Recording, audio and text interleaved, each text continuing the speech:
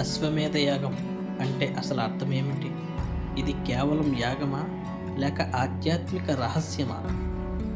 అశ్వమేధ యాగం అంటే కేవలం ఒక గుర్రాన్ని బలివ్వడం అనుకుంటున్నారా? అయితే మీరు విన్నది పూర్తిగా నిజం కాదు.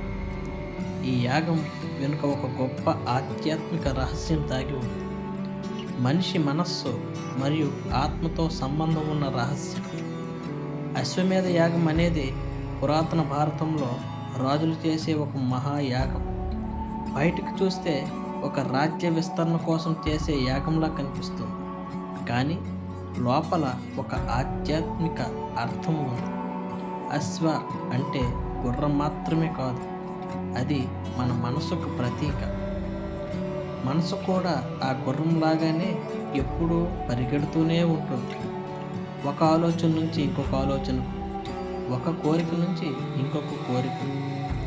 అశ్వమేధ యాగంలో గుర్రాన్ని సంవత్సరం పాటు విడిచిపెడతారు. అలాగే మన మనస్సును కూడా అబ్జర్వ్ చేయాలి. దాన్ని కంట్రోల్ చేయకుండా దాని ప్రయాణాన్ని అర్థం చేసుకోవాలి. ఆ గుర్రాన్ని ఎవరైనా ఆపితే యుద్ధం జరుగుతుంది కదా, అలాగే మన జీవితంలో కూడా మనస్సుని కంట్రోల్ చేయడానికి ఆబ్స్టాకిల్స్ వస్తాయి.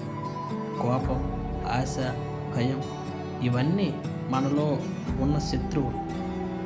అశ్వమేధ యాగం మనకు చెప్పేది బయట యుద్ధం కాదు, మన లోపలే అసలు యుద్ధం జరుగుతుంది.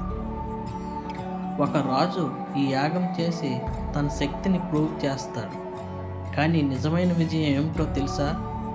తన మనస్సును జయించటం, తన ఆలోచనలను నియంత్రించటం. అది చేసేవాడే నిజమైన చక్రవర్తి.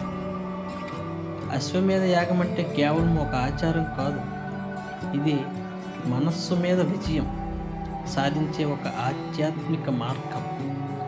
మీరు మీ మనస్సుని కంట్రోల్ చేయగలరా, లేదా అదే మిమ్మల్ని కంట్రోల్ చేస్తుందా? మీ అభిప్రాయం కామెంట్లో చెప్పండి. ఇంకా ఇలాంటి ఆధ్యాత్మిక విషయాల కోసం